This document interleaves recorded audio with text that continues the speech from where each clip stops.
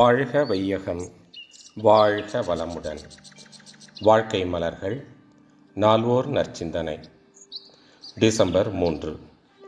தலைப்பு: கருமைய பதிவுகள். ஒரு மயிலை பார்க்கிறோம் என்று வைத்துக்கொள்வோம்.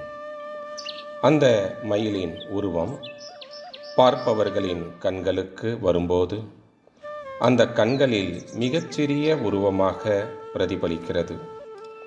இப்படி சுருக்கம் பெற்ற மயிலின் உருவமானது எப்போது மூளை செல்களில் மோதுகிறதோ அப்போது அந்த மூளை செல்கள் அதை பதிவு செய்து கொள்கின்றன.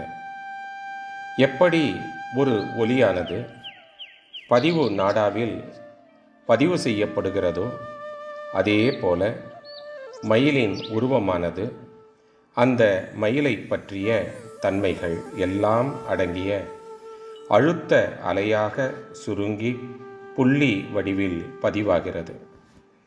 மூளை செல்களுக்கு வந்து சேருகிற எந்த அலையானாலும் அது உடனே கருமையத்தால் ஈர்க்கப்பட்டு உடலில் இருக்கும் ஜீவகாந்த ஆற்றலின் காரணமாக இருப்பாக வைக்கப்படுகிறது.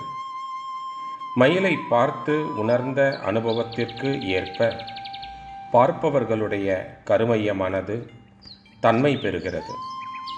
பின்னர் எப்பொழுதேனும் தேவையின் காரணமாகவோ வேறு தூண்டுதல் காரணமாகவோ அல்லது வேறு ஏதாவது காரணத்தாலோ மன அலைக்கு அதே அலைவரிசை ஏற்படும்போது மூளை செல்கள் ஏற்கனவே அந்த அலைவரிசையில் விளைந்த பதிவுகளை விரித்து காட்டும்.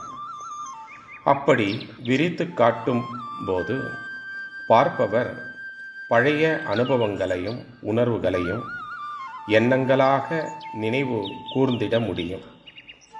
அதே தன்மையில் உணர்வின் பார்ப்பட்ட அலைகளும் எண்ண அலைகளும் பருவுடலில் ஏற்படும் அனுபவங்களால் விளையும் அலைகளும் கருமையத்திற்கு ஈர்க்கப்பட்டு இருப்பாக வைக்கப்படுகின்றன. அருட்தந்தை வாழ்க வளமுடன் தொடரும்.